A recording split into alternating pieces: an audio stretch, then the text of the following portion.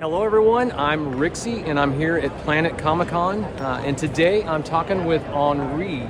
Onrie is a comic book, comic and graphic novel designer. You know what, Onrie? Tell us who you are. Oh what yeah, you do. thank you. I appreciate it. You probably could do a much better job than I can. It depends on the time of day. The time of day. So this is an early morning, so we'll see how we do. Yes, absolutely. So my name is Onrie Kompan.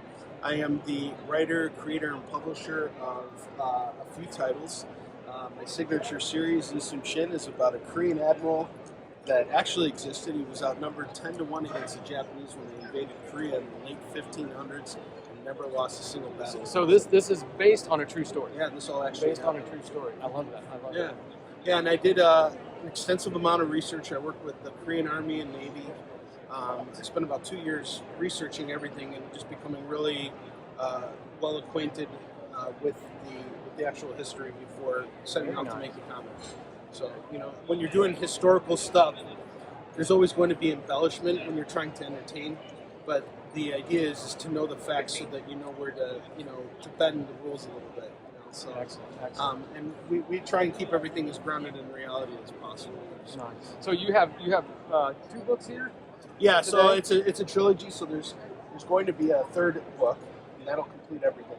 Okay. So this is Warrior and Defender. That's the first arc. Okay. And Fallen Avengers. Let's hold that one up so we all can see Fallen Avenger. Absolutely. Fallen Avenger there. And this is sort of like, you were saying you're a big Star Wars fan. Yeah.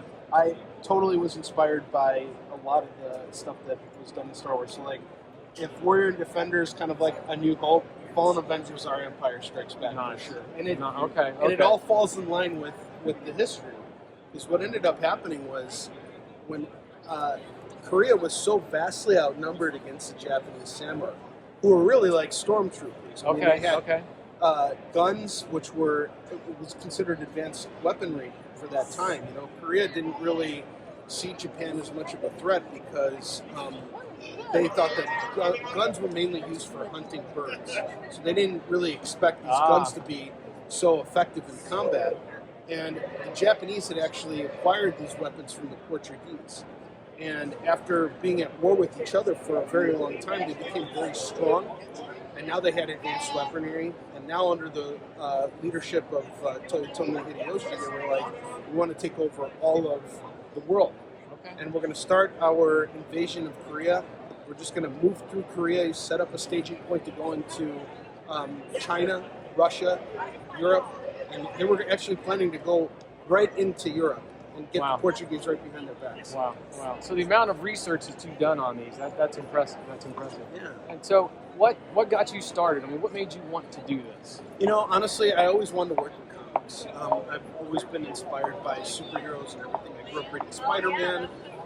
As I got into my college years, my taste buds started to blossom, and I was reading a lot of like Daredevil and Batman. Now I just read everything. I'm also a comic book reseller too, so I'm a huge advocate for the industry. Comics really got me through some hard times, and now it's something that I've always wanted to be a part of.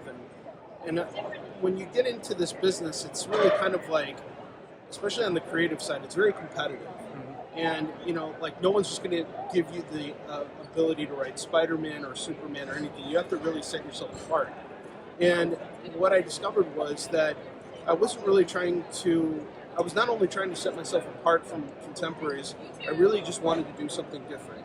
I really wanted to tell a different type of story, a story about a real hero, and make it entertaining the same way that someone who would be reading a mainstream comic book. Well, I'm excited. I picked up a copy. I've got the Warrior and Defender. That's what I'm starting on here. So I'm excited to dig into that. Where can anyone else who's not at the con, where can we find and get these? So there's lots of places you can find me. I'm on social media a lot because I broadcast 6 hours a week, 3 times a week, 2 hours at 2-hour windows, showcasing different comics that I pick up at different shops and different collections I purchase and all that. But I also sell my own stuff on there too.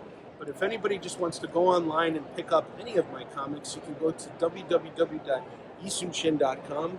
It's right here, yisoonshin.com. I know it's looking backwards here, but YISOONSHIN.com. Perfect. And you can pick up books. I handle all the shipping and packaging and everything, so I will sign your books and I will ship them right to you. Well, I got my signed copy today. Thank you so much, Rixie.